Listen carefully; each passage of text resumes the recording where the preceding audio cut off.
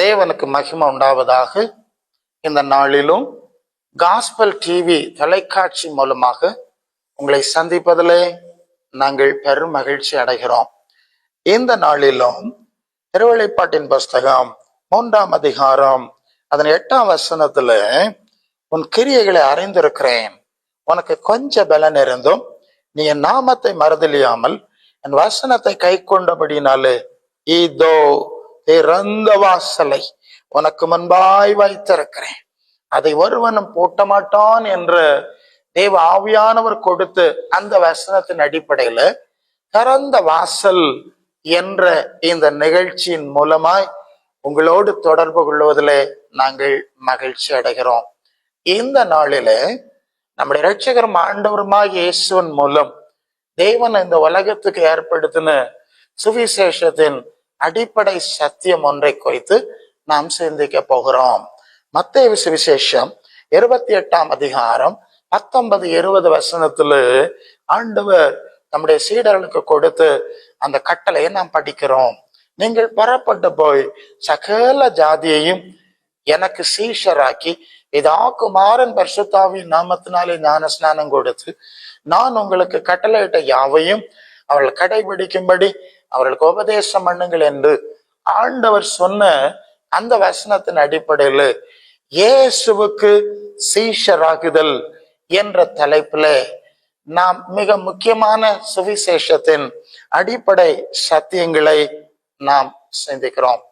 இந்த தலைப்புல முதலாவது இயேசுவுக்கு சீஷராகுதலுக்கு தடைகள் என்ற சிறு தலைப்புல இந்த நாளில் சிந்திக்கிறோம். காரணம், நாம் பொதுவாக இயேசுவை அதிகம் அறிந்திருக்கிற ஒரு சூழ்நிலையில் வாழுகிறோம். அநேக சபைகள் உண்டு, நிறைய பிரசங்கிமார் நமக்கு உண்டு, அநேக பிரசங்கங்களை இந்த பைபிளின் அடிப்படையில நாம் கேட்கிறோம்.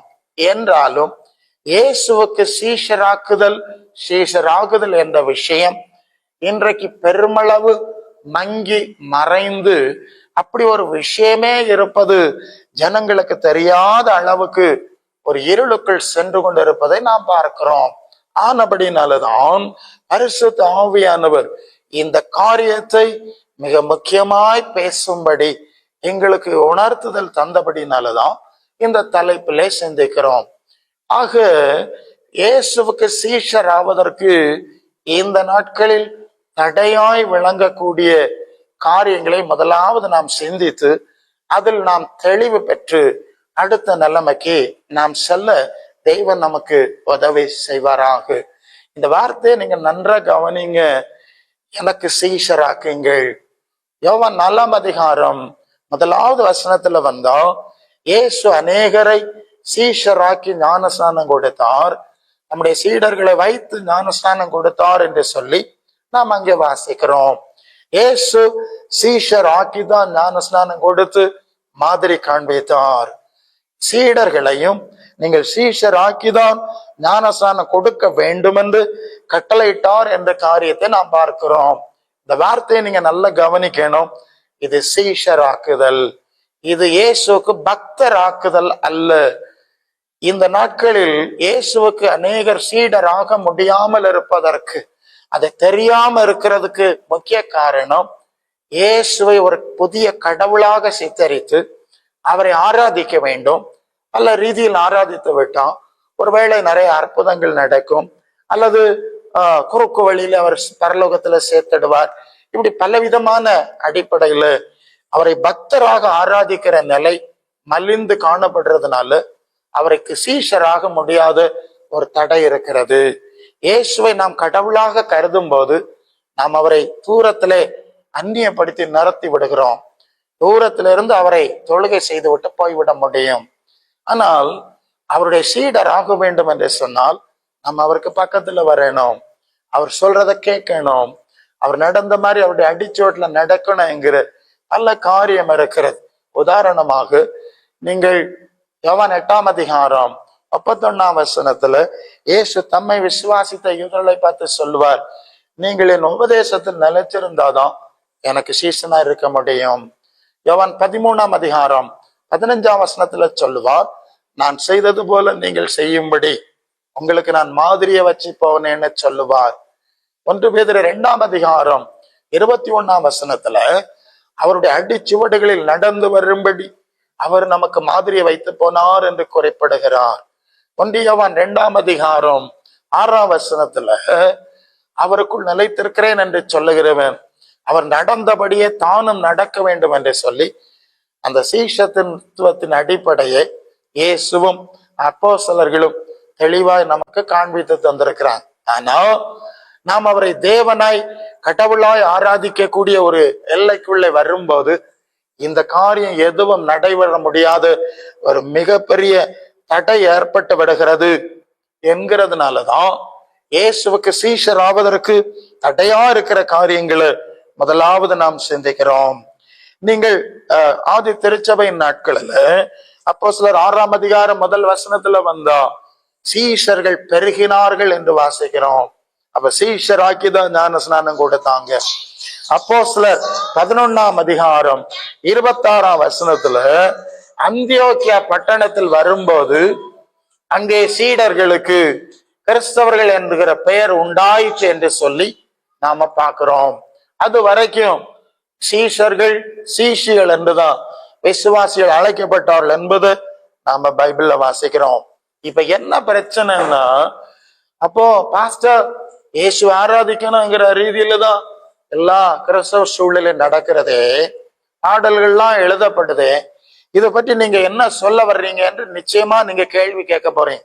ஏன்னா இந்த இயேசுவை தொழுது கொள்ளுதல் என்ற ஒரு கான்செப்ட் உள்ளத்துல பதிக்கப்பட்டதுனாலதான் நாம் அவருடைய அடிச்சுவட்டுல நடக்க முடியாம சீடராக முடியாம தடையிலே சிக்கி கொண்டிருக்கிறோம்.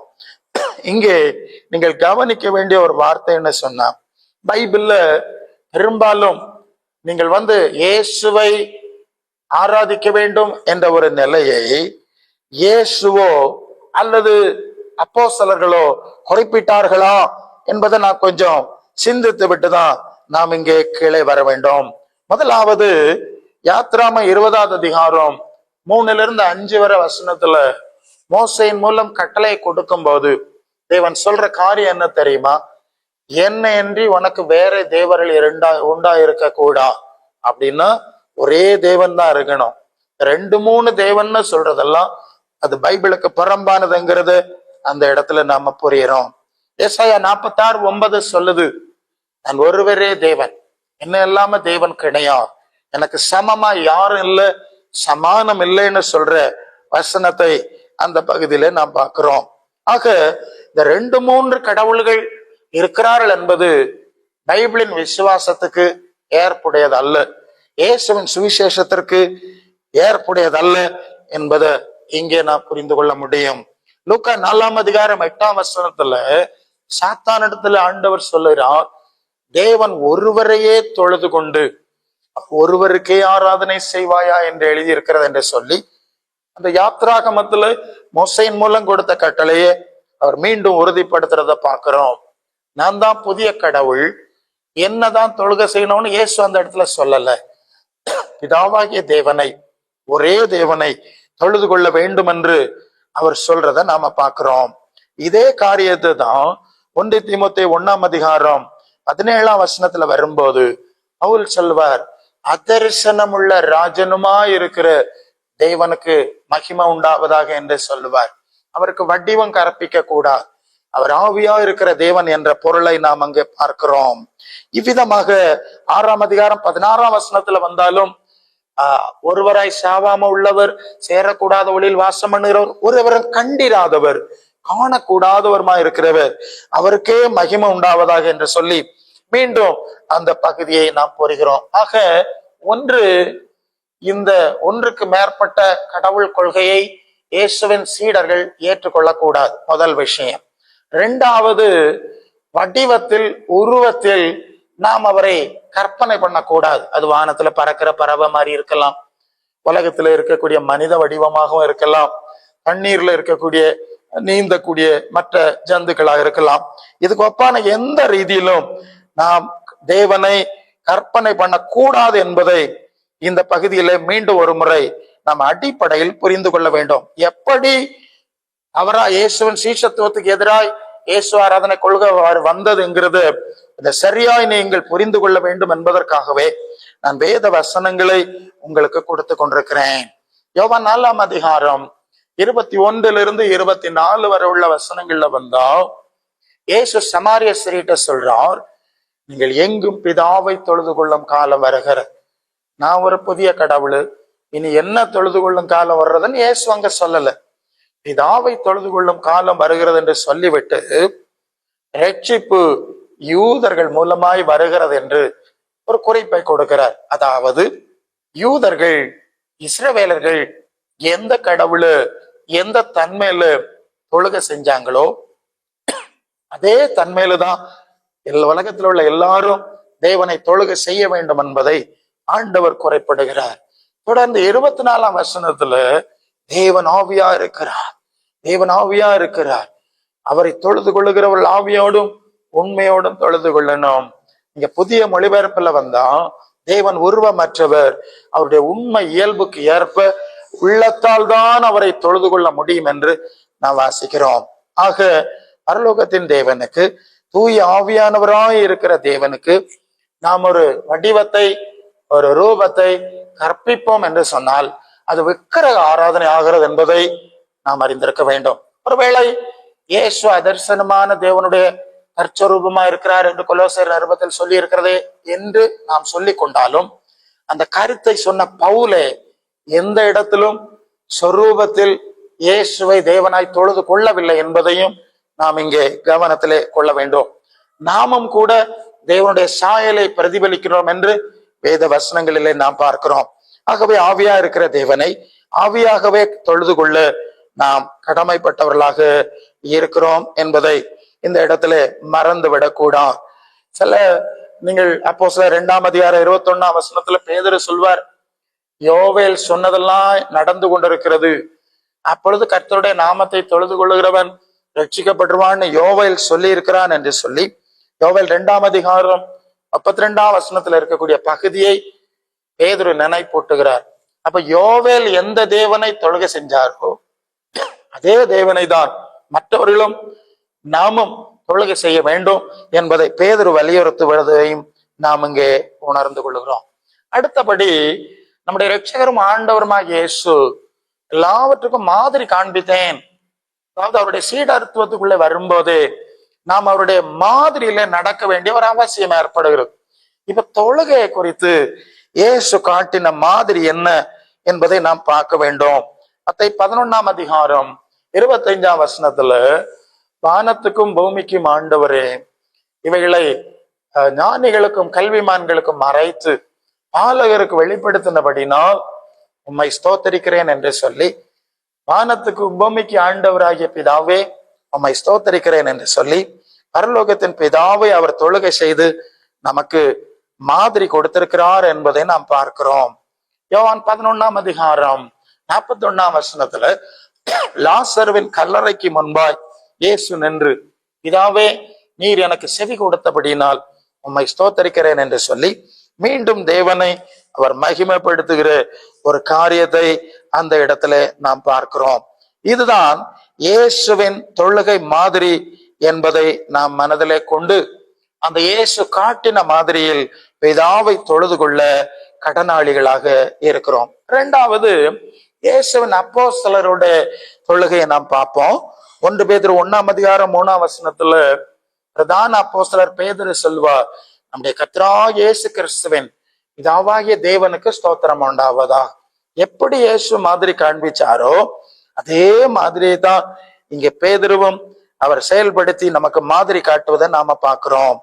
எபேசியர் 3ஆம் அதிகாரம் 15ஆம் வசனத்துல பவுலடியார் சொல்றார், நம்முடைய கர்த்தராகிய இயேசு கிறிஸ்துவின் பிதாவாகிய தேவனை நோக்கி நான் முழங்கால் படிட்டு ஜெபிக்கிறேன்.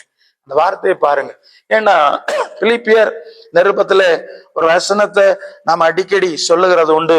பிலிப்பியர் 2ஆம் அதிகாரம் 10ஆம் வசனத்துல, இயேசுவுக்கு முன்பாய் வானதும் போதலத்தில் உள்ளவருடைய முழங்கால்கள் முழங்கும்படி பெரிய நாமத்தை கொடுத்தார் என்று பவுல் எழுதினார். ஆனா அதே நேரம் அந்த பவுல் எந்த இடத்துல இயேசுவை தொழுகை செய்யல.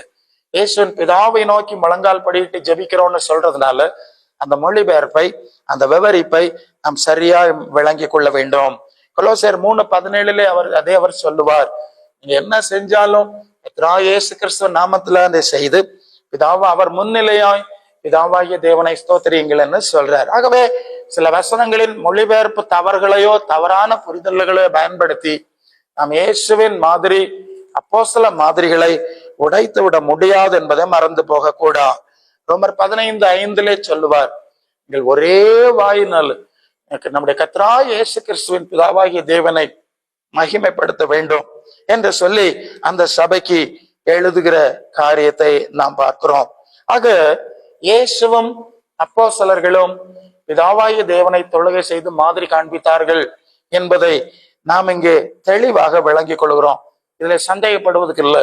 ஒருவேளை சில இடத்துல இயேசுவை தொழுகை செய்தல் என்ற பொருளுடைய மொழிபெயர்ப்புகள் சில வசனங்களிலே இருக்கிறதை நாம் பார்க்கிறோம். அதை குறித்த ஒரு தகவலை நான் உங்களுக்கு சொல்லிக்கொள்ள விரும்புகிறேன். அந்த தொழுகை என்ற வார்த்தைக்கு மூல மொழியில, அதாவது கிரேக்க மொழியில போடப்பட்டிருக்கிற வார்த்தை புரோஸ்கினியோ என்பது. அதாவது தேவன் ஒருவருக்கே ஆராதனை செய்வாயாகன்னு இயேசு சாத்தான்ட சொல்றாருல்ல, அந்த தொழுகை என்ற வார்த்தைக்கு போட்டிருக்கிற கிரேக்க வார்த்தை புரோஸ்கினியோ. ஆனால் இங்கேயும் உம்முடைய நாமத்தை தொழுகை செய்கிறவர்களை கட்டுகிறதற்கு இந்த பவுல் இங்கே வந்திருக்கிறானே என்று சொல்லி அனனியா இயேசுவோடு பேசுகிற ஒரு சம்பவம் வருது. இந்த இடத்துல பயன்படுத்துகிற வார்த்தை எபிக்கெல்லாமை என்ற கிரேக்க வார்த்தை. இது ரெண்டு வார்த்தை. இப்போ நீங்க புதிய மொழிபெயர்ப்பு வேதாகமம் வந்திருக்கிறது. அது பழைய மொழிபெயர்ப்பு வேதாகமத்துல தொழுகை செய்யணுங்கிற ரீதியில சில மொழிபெயர்ப்பை பயன்படுத்தினதும் இதே பைபிள் சொசைட்டி ஆஃப் இந்தியா தான். இல்ல அது தப்பு, அது சரியில்லைன்னு சொல்லி புதிய மொழிபெயர்ப்புல அந்த இடத்துல எல்லாம் இந்த நாமத்தை அறிக்கை பண்ணுகிற, இந்த நாமத்தை கூப்பிடுகிற என்று வேறு வார்த்தைகளை போட்டு மொழிபெயர்த்திருக்கிறத நாம பார்க்க முடியும். ஏன்னா இயேசுவும் அப்போஸ்தலர்களும் பிதாவை தொழுது கொள்ள வேண்டும்னு சொல்லி அதுக்கு மாதிரி காண்பிச்ச பிறகு அதுக்கு முரண்பாடான ஒரு நிலைமை வர முடியாது இல்லையா? அந்த மொழிபெயர்ப்பை அந்த அடிப்படையில தான் நாம் புரிந்து கொள்ள முயல வேண்டும் என்பதையும் இந்த இடத்துல நான் உங்களுக்கு பதிவு செய்ய விரும்புகிறேன். அப்போஸ்தலர் 4ஆம் அதிகாரம் 30வது வசனத்துல வந்தா ஆதி திருச்சபையாரின் ஒரு தொழுகையை நாம் பார்க்கிறோம். அவர்கள் ஜெபிக்கிறார்கள். என்ன ஜெபிக்கிறாருன்னா, சகலத்தையும் வானத்தையும் பூமியையும் உண்டு பண்ணின தேவனே, உம்முடைய பரிசுத்த பிள்ளையாகிய இயேசுவின் நாமத்தில் அற்புதங்களையும் அடையாளங்களையும் செய்து நம்முடைய ஊழியக்காரர்கள் வசனத்தை தைரியமாய் சொல்லும்படி அவர்களுக்கு அனுக்கிரகம் செய்தருளும் என்று சொல்லி ஜெபிக்கிறார். பார்த்தீர்களா? அவர் பிதாவை நோக்கி ஜெபிக்கிறார். ஏன்னா பரிசுத்த பிள்ளையாகிய இயேசு நாமத்துல அற்புதம் நடக்கும்படி அனுக்கிரகம் செய்யணும்னு கேட்கிறார். சோ இயேசுவின் பழைய ஏற்பாட்டில் அல்லது ஆதியாகமம் முதல் மல்கியா தீர்க்க தரிசனம் வரைக்கும் இருந்த தொழுகை ஒரு மனிதருக்கு தொழுகை செய்யவில்லை. அவர்கள் ரூபம் இல்லாத தேவனை தொழுகை செஞ்சாங்களே. ஏன்னா பழைய ஏற்பாட்டிலே அது ஏசாயா 66:1 வானம் எனது சிங்காசனம், பூமி எனது பாதப்படி, எப்படி எனக்கு ஒரு ஆலயம் நீங்க கட்ட முடியும்? எரேமியா தீர்க்க தரிசன புஸ்தகத்தை நான் சமீபத்துக்கு மாத்திரமா தேவன், தூரத்துக்கும் தேவன் அல்லவா? நான் அண்ட சராசங்களை நிரப்புறவேன், எனக்கு எப்படி ஒரு வடிவத்தை வைப்பீங்க இல்லையா? இப்படித்தான் அவங்களை பழக்க வைத்து கொண்டு வந்தார். அதைத்தான் இயேசு உறுதிப்படுத்தி தொடரும்படி கட்டளையிட்டு இருக்கிறார். அப்போஸ்தலர்களும் அதைத்தான் கற்றுக் கொடுத்திருக்கிறார்கள். ஆதி திருச்சபையாரும் அதைத்தான் செய்தார்கள் என்பதை இந்த பகுதியில நாம் புரிந்து கொள்ள வேண்டும். அந்த பிலிப்பியர்கள் நிருபத்துல எல்லா முழங்கால்கள் முழங்கும்படி நாமத்துக்கு மேலான நாமத்தை கொடுத்தாருன்னு அந்த வசனம் இருக்க. அதே பிலிப்பியர் நிருபத்துலதான் பிலிப்பியர் 4ஆம் அதிகாரம் 20வது வசனத்துல வந்தீங்கன்னா, பிதாவாகிய தேவனுக்கு மகிமை உண்டாவதாக என்று பவுல் சொல்ற விஷயமா அங்க இருக்கு. இது நாம வேதத்தை ஆராய்ஞ்சு படிக்கிறவங்க இல்லையா, நமக்கு ஒரு நல்ல தெளிவு வேணும். அதற்காக வேண்டிதான் கொஞ்சம் வசனங்கள் எல்லாம் தெளிவா கொடுக்கிறேன். இங்க என்ன புரிஞ்சு கொள்ளுகிறோம்? இயேசுவை நாம் சீடராக குருவாக ஏற்றுக்கொண்டு அவருக்கு சீடராக மாற வேண்டும் என்றால் அவரை கடவுளாக தொழுகை செய்கிற அந்த தவறான நிலையிலிருந்து நாம வெளியே வரணும். இதுதான் முதல் இஷ்யூ. தடையா இருக்கிற காரியம் தான் பாக்குறோம். எது வரைக்கும் அவரை கடவுள் தேவன் என்ற நிலையில நீங்க வச்சீங்கன்னா அவரை தொலைவுல வைப்பீங்க, கிட்ட வரமாட்டீங்க. அவரை சாமி கும்பிட்டா போறோம், அவர் சந்தோஷப்பட்டுருவார் நினைச்சிட்டு நீங்க ஓடிடுவீங்க.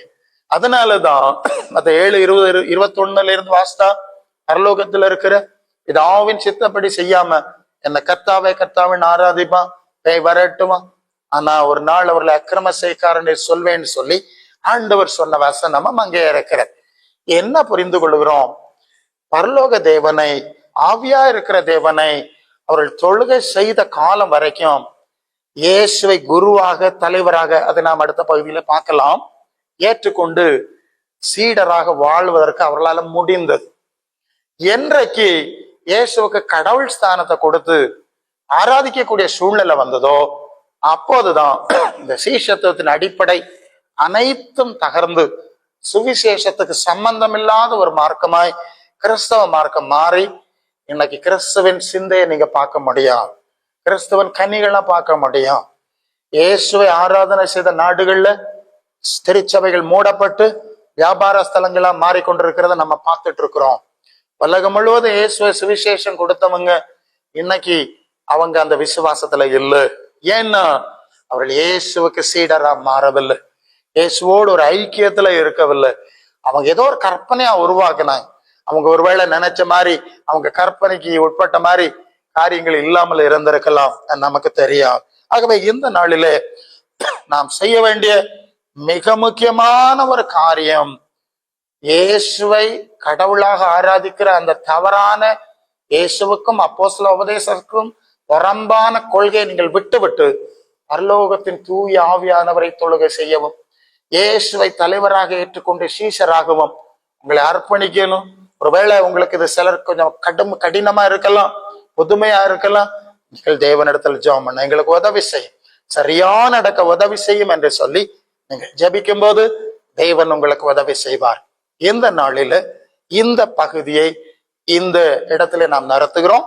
தொடர்ந்து அடுத்த பகுதியில் நாம் சந்திக்கும் வரை தெய்வ கிருபையும் வழிநடத்துதலும் உங்களை நடத்தும்படி நான் ஆசீர்வதிக்கிறேன். இயேசுவின் நாமத்தில் ஆமென்.